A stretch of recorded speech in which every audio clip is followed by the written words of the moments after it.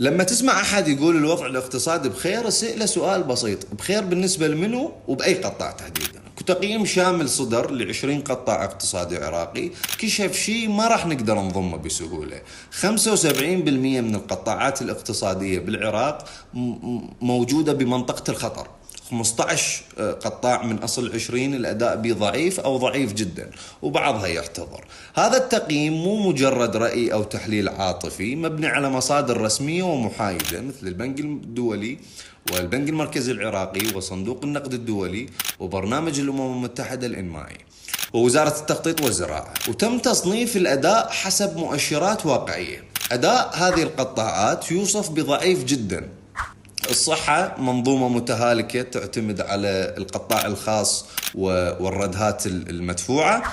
الماء والكهرباء معتمدين بها على الاستيراد بمكان ما ننتجها، وشحة متزايدة كلش عالية بالمياه.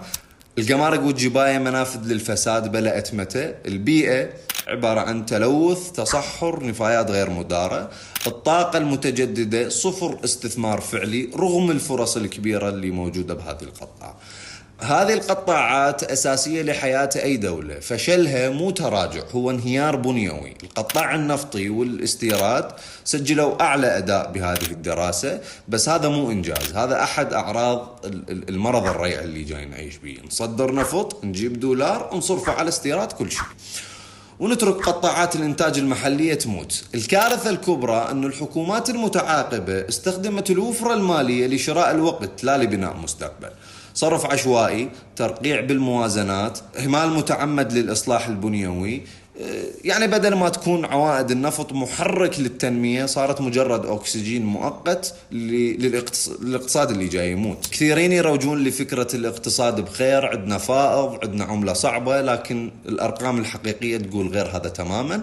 الفائض المالي مؤقت، الاعتماد على مصدر واحد أكيد راح يساوي مخاطرة عالية جدا. لا تصنيع، لا زراعة، لا اكتفاء ذاتي، ولا توجد بنية اقتصادية صلبة. بالمختصر، اقتصاد هش فوق أرض رخوة. الاستيراد ما يبني دولة، والريع ما يصنع تنمية ما لم تعالج هذه القطاعات بشكل جدي وحقيقي، ونتمنى نشوفها ناجحة بصراحة. وتحياتي، شكرا، باي باي.